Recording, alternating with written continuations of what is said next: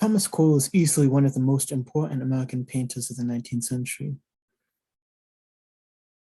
He is considered a founder of the Hudson River School and creative godfather to generations of American landscape artists.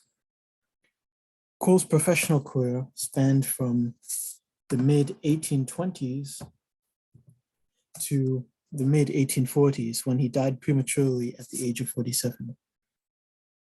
One of the highlights of this museum is a very early work by Cole titled The Clove Catskills, dated 1826.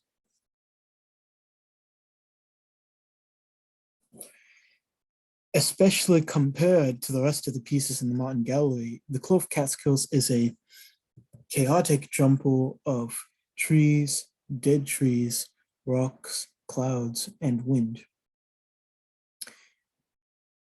It is a cavernous landscape with steep hills and autumn foliage. Regarding the four seasons, Cole once wrote, quote, "There is one season when the American forest surpasses all the world in gorgeousness. That is the autumnal." I think the inclusion of changing colors is very poetic because in many ways this piece, as well as Cole's artistic body of work in general, has much to do with change. Change of light to dark and dark to light, of storms changing into clear sunshine, change of living material into dead matter, change in the way land has been used over time, and lastly, change in the societies in which Cole's landscapes belong to, particularly the United States, where Cole spent most of his life.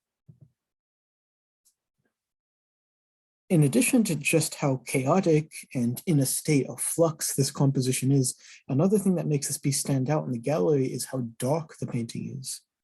There are very dark color values, and something strange seems to be going on with the lighting.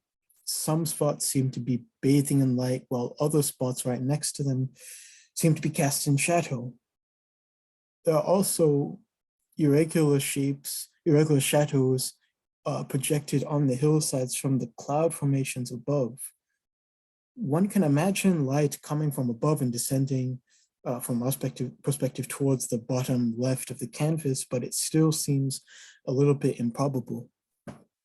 Some spots are very dark, almost pitch black, and right next to them light. And this combination of light and dark makes the landscape seem much more imposing and dramatic than it might otherwise be. Another interesting thing about this work is that it is largely foreground and middle ground. The foreground consists of a thick band of dead things, rocks and dead trees, all non-living material. This band takes up a considerable part of the canvas. The middle ground consists of the steep hillsides, which create a tunnel of autumn foliage, which leads the eye to a small stretch of background. This background contains a stretch of land towards the horizon. This sunny vista takes up very little space on the canvas.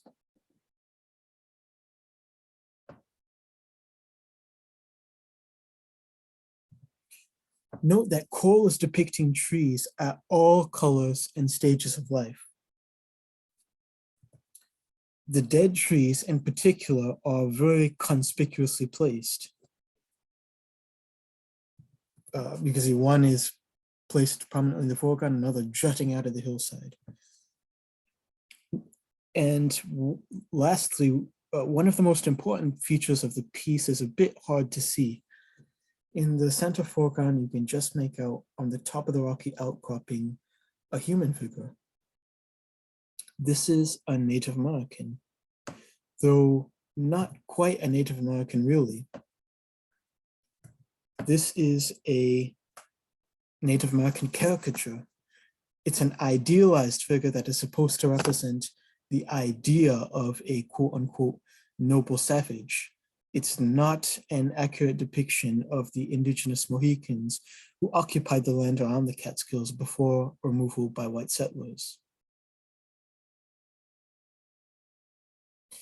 If you didn't notice the human figure until now, you shouldn't feel too bad, because in fact, neither the New Britain Museum of American Art nor the piece's previous owner, Vos Galleries in Boston, knew about the Native American until the 1960s.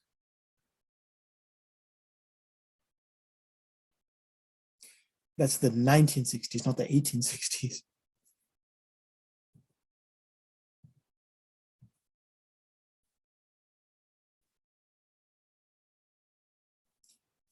It wasn't until the painting was sent for cleaning in 1964 that they realized the figure was there. And the director of the museum promptly wrote to the Vos Galleries, the previous owners, inquiring about whether they had seen it. Here's the letter, and he wrote, oddly enough, there's a slight suggestion of an Indian standing in the middle of the painting, which I can't remember ever being there before. If it was, then the painting has been over-cleaned. If not, it was so damn dirty that the cleaning has brought the outline of the Indian into view. The CEO of Vos Galleries responded in turn, enclosed is the only print we have of your Thomas Cole. I don't remember the Indian of whom you speak and cannot make him out in this photograph. Are you sure you haven't changed your brand of refreshment lately? I guess that's how art directors used to talk to each other back in the 60s. Anyways, the Native American figure is a very important and intentional inclusion in the piece. For a number of reasons, the Native American caricature adds to the grandeur of the scene. The figure appears to be dwarfed by the landscape. His smallness makes the viewer feel small. The figure is obscured enough to not have any identifiable personal features, but is clear enough to be recognizable as a fellow human being, whose body language, for instance, we can read. We therefore identify with the figure. And for Cole, again, the figure is not a real person, but rather a stand-in for the idea of a once present, but now gone primitive people living amongst the wilderness. This shows that Cole is very conscious of the processes of time. He is not painting the Catskills of 1826 as it actually appeared. He is winding the clock back to an idealized past. The Catskills by 1826 had in fact already seen a process of dislocating indigenous Mohicans off their lands. And the area, far from being the unsullied wilderness that this painting might have you believe, had developed a sizable tour industry with hotels and eating establishments. But Cole was adamant about not painting the present. This consciousness of time, and more specifically of temporal cycles and change over time, is at the heart of this painting. Cole is contemplating the cycles of the four seasons. He is painting things once present, now gone, once living, now dead, at one moment sunny, another moment stormy. And as we'll see, this is ultimately, I think, about Cole's personal anxieties regarding the United States and the changes it was enduring through the age of democratic revolutions and the rise of industrial capitalism. Cole was himself born and grew up in the heart of the Industrial Revolution in Lancashire, England. And by the time he moved to the United States with his family in 1818, at the age of 17, the country was still in the process of creating itself politically in the aftermath of the American Revolution. It was also a time of the early beginnings of industrial capitalism. There were a lot of changes taking place in economic and social life of the country. Another such category of change was the transportation revolution, the building of infrastructure, and the invention of new forms of transportation, such as the steamboat, which in turn facilitated westward expansion out west from the eastern seaboard of the early republic, and the growth of the country. In 1825, Cole would have taken a steamboat. In fact, a symbol of the transportation revolution, a steamboat up the Hudson River to visit the Catskills for the first time. In the Catskills, he made a collection of pencil sketches, which he then took back to New York. And after returning to New York City, Cole hunkered down in his very cramped studio and used these pencil sketches as guides to create landscapes in oil on canvas. The Clove Catskills is one such piece. It was created a year after Cole's initial trip up the Hudson. This 1825 trip up the Hudson River to the Catskills, where he made the pencil sketches and then used them for some of his first paintings, is considered to be the beginning of Cole's professional career in the 1820s and the origin story of the Hudson River School. Cole began to make a name for himself as some of these paintings caught the attention of the early public's small clique of wealthy art enthusiasts, such as Daniel Wadsworth, founder of the Wadsworth Athenaeum in Hartford, Connecticut, who befriended Cole and commissioned this piece, Catskill Cloves, dated 1826. This painting, another piece derived from Cole's initial 1825 trip up the Hudson, is another great example of Cole's early work. Note the storm changing into a sunny vista, a small stretch of sunny vista, just like the Clove Catskills. Cole wasn't the first person to paint American landscapes. In this respect, Thomas Birch, John Trumbull, and Alvin Fisher are predecessors to Cole. But it's important to note that there weren't that many painters in America. Basically, there wasn't as much of a tradition of painting in America as there was in Europe. If you were an artist, America wasn't really the place to be. And in addition to America not being the best place to be as a painter geographically, landscape painting wasn't the best place to be on the hierarchy of different types of visual art. History painting was at the top, just above royal portraiture, and landscape was towards the bottom.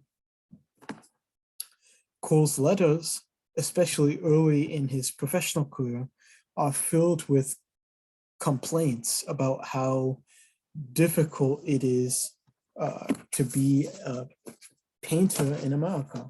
And not just a painter in America, but a landscape painter in America. And not even just a landscape painter in America, but as Cole was, a landscape painter in America with very little formal training. A part of this frustration is that Cole was not simply into painting views. He was not simply painting views. He was working in what he called a higher style of landscape. Cole saw landscape painting as no less intellectual than history painting. He wanted to paint his ideas onto the landscapes. And as we've already seen, Cole was, in his own way, fond of painting a sort of history. He painted an idealized past.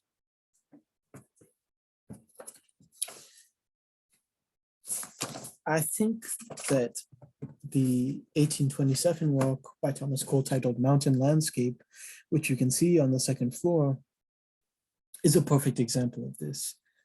This is not really Cole painting. This is not Cole painting an American landscape at all. Actually, this is Cole letting his imagination run wild with this biblical imagery. Expulsion from Eden is another piece using biblical imagery, this time explicitly biblical imagery. And note the transition from light to dark and stormy to sunny. But it's not just the biblical pieces. It's the idea of Cole imparting his ideas onto the landscapes that he makes, and also using just in general, using landscapes as a vehicle for getting Cole's ideas out, ideas about history, society around him, political discontents, and so on. Yet, when art historians talk about Cole's use of allegory and symbolism and the extent of his idealism, they usually reference work from the 1830s and 1840s, the latter part of his career, not his early work in the 1820s. More than any other work, allegory is discussed in regard to a 5-part series from the 1830s, The Course of Empire. Indeed, this is Cole's most explicitly political work.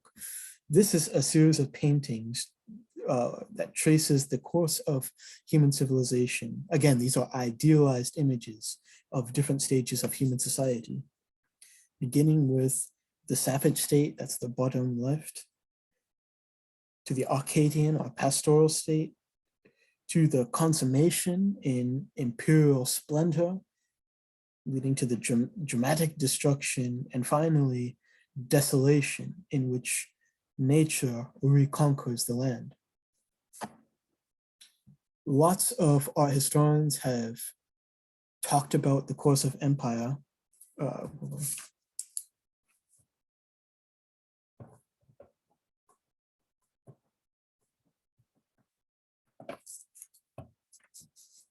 However, what's most important for us is the idea that all human civilization has its rise and fall, that nature works cyclically, the idea of change of light to dark and dark to light, of stormy into sunny, and vice versa.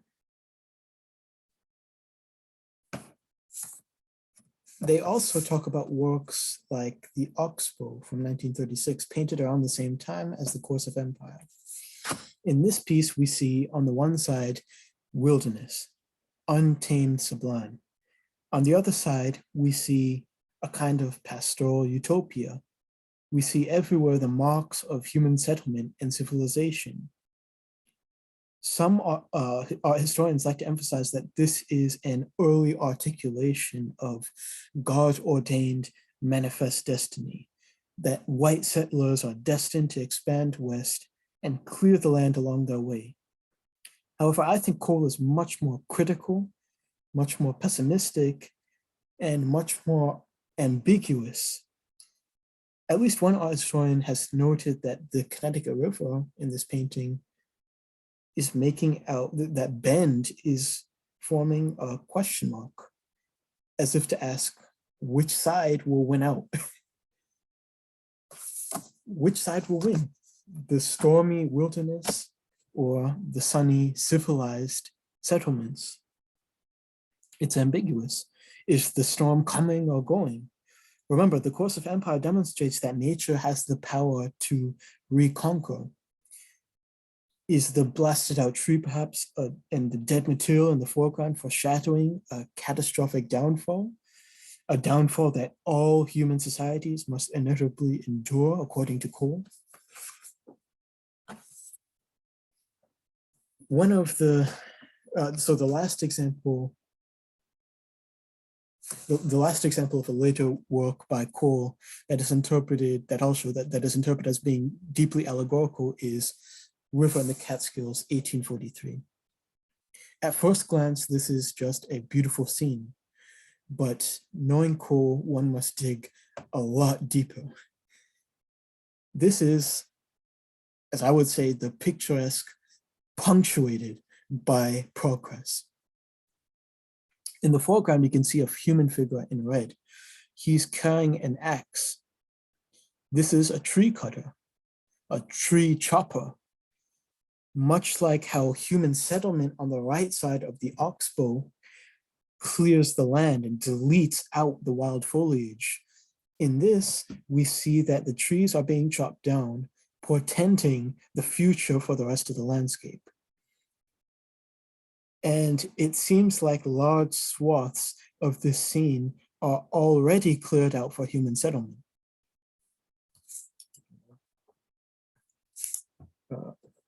Also, we can see That's a train. This is possibly the oldest oil on canvas depicting a train. This is the oldest painting with a train in it. I, along with many historians, do not think Cole is celebrating the train.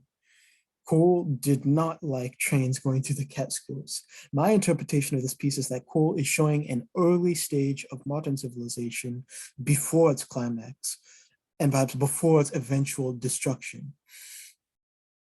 At the moment, it is at more or less peace, but the picturesque scene is already punctuated by symbols of the price of progress, which portends a stormy future.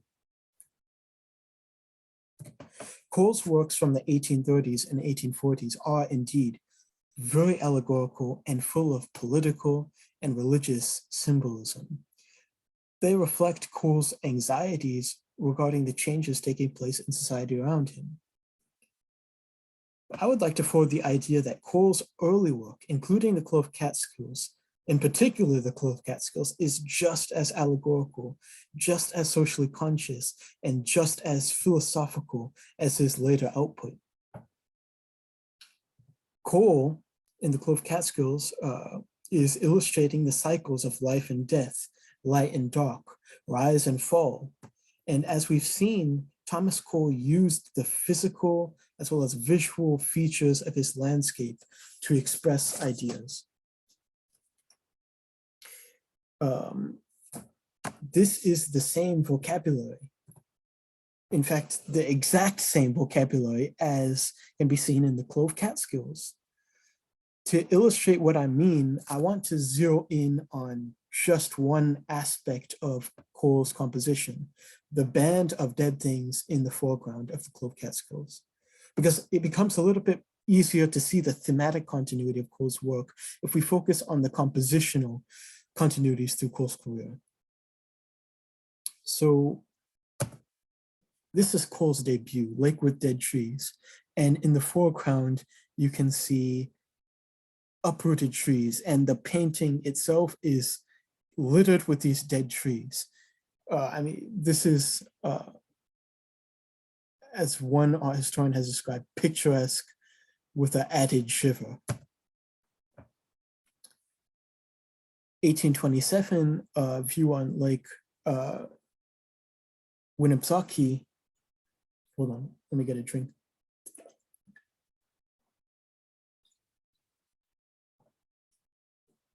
Also has dead things in the foreground, this time uprooted trees. It seems to be a nice morning on the lake, but maybe a storm has uprooted those trees, both on the left side of the foreground and on the right side. On the right side, you also see the rocks. And also note that there's the idealized Native American caricature sitting on one of the dead trees.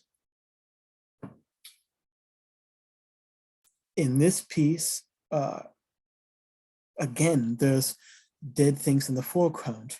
You can see Cole is very formulaic.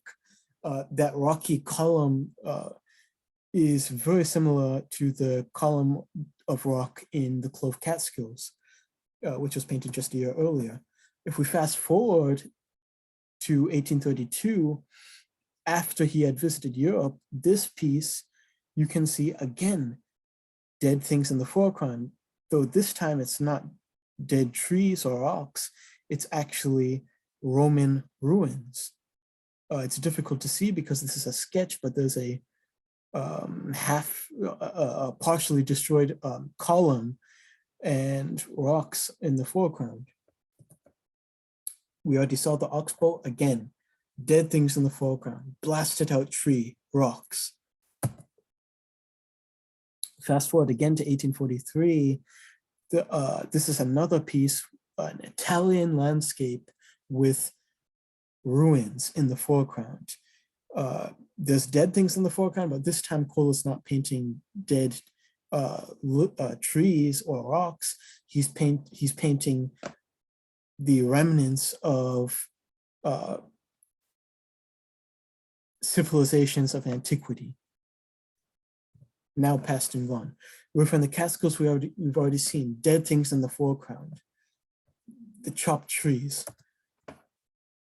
And the last piece that we'll see in regard to the foreground is this view of two lakes and Mountain House, Catskill Mountains, morning 1844. Again, dead things in the foreground. And this is really interesting because this is a work at the very end of Cole's career, but the composition of the foreground, the things that he's painted, very similar to the Clove Catskills in the beginning of his career. So the Clove Catskills is, in my opinion, another great example of the higher style of landscape. We've already seen how this painting is a contemplation of change over time, life cycles, and the struggle between opposites, namely the struggle between light and dark, stormy and sunny, past and present, living and dead. And in this painting, we're basically looking at a network of opposites interacting with each other. We're looking at a dialectic.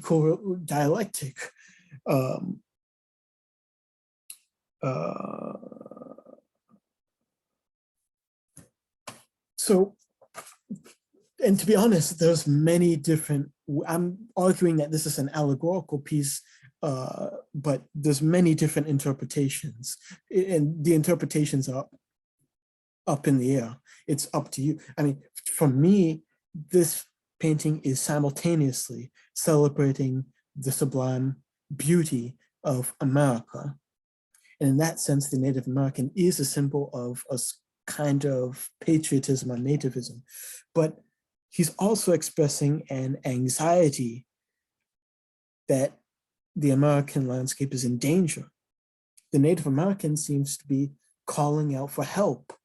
He seems to be in danger, and the cycles of contrasting opposites of the painting seem to suggest that civilization, on all civilizations on the American continent, is at risk of decline and fall. No civilization, not the civilization of the idealized Native American living in the wilderness of the past, nor the present civilization that Cole lived in, nor its future industrial history, is safe from the risk of decline and fall, a stormy, destructive decline and fall.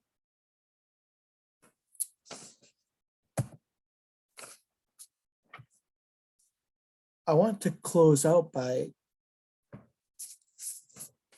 using some, by looking at some counterexamples. This is upstairs as well, Asher B. Durand's Catskill Clove.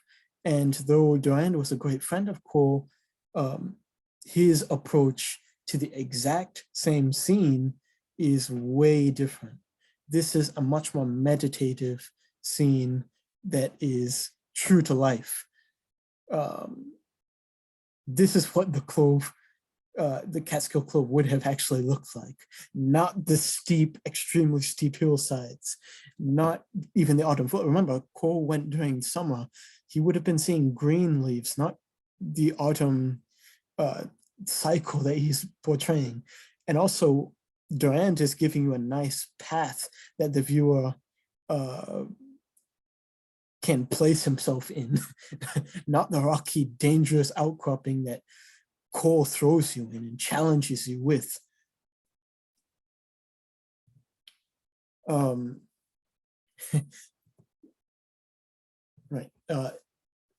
Another, hold on, I need some more water.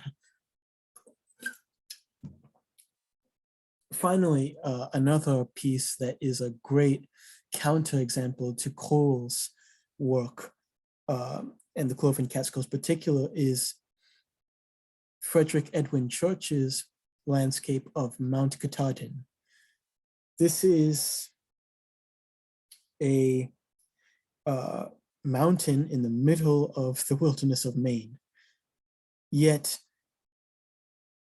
instead of, as Cole had done, imagining a idealized past, Church is imagining an idealized future.